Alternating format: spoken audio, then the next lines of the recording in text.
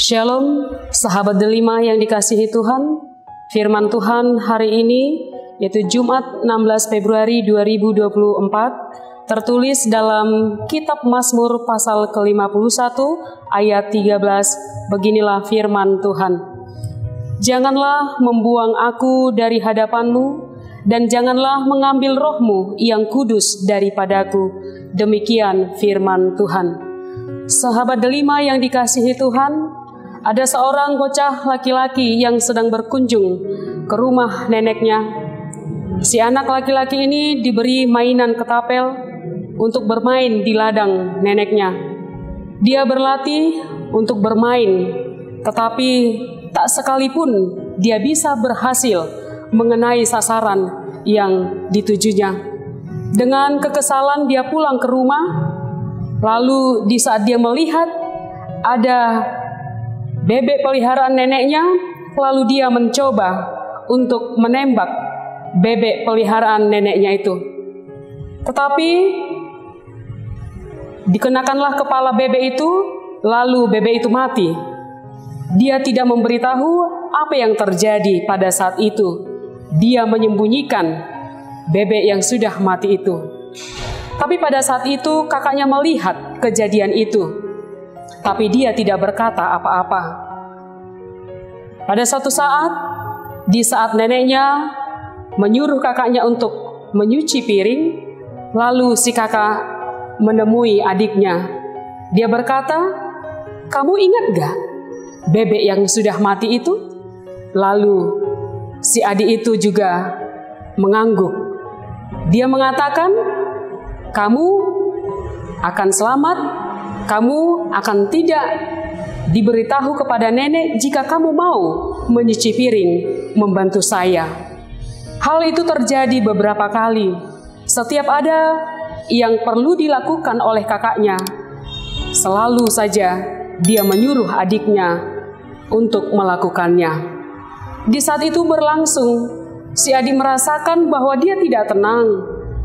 Dia sepertinya diperbudak oleh kakaknya karena kesalahan itu. Hal itu lalu dia ceritakan kepada neneknya. Dia menceritakan apa yang sudah dia lakukan terhadap bebek yang sudah mati tadi. Lalu si nenek menyatakan, "Saya tahu kok bahwa kau sudah menembak bebek itu." Tapi nenek diam. Nenek minta kamu mau untuk bisa menyatakan bahwa kamu sudah bersalah. Lalu si anak ini meminta maaf kepada neneknya dan mengatakan dia bersalah atas kejadian itu. Saudara-saudara yang dikasihi Tuhan, begitu jugalah hidup kita di saat kita melakukan kesalahan dan kita tidak mau menyatakan kesalahan itu. Pasti hidup kita tidak tenang. Kita tidak bisa untuk melakukan sesuatu hal, bahkan kita sepertinya diperbudak oleh kesalahan dosa itu.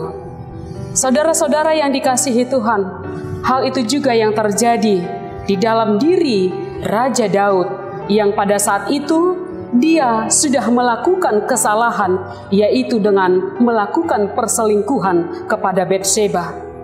Di saat kesalahan itu atau dosa itu dia lakukan, dia tidak langsung mengakui dosa-dosa itu. Tapi Tuhan tahu apa yang dia lakukan. Lalu Tuhan pakai Nabi Natan untuk menegur dia, untuk menyatakan kesalahan itu. Tetapi kita bisa lihat, di saat Nabi Natan datang menegur Raja David, dia tidak membantah dengan dosa-dosa itu. Dia tidak menentang apa yang dikatakan oleh Nabi Natan.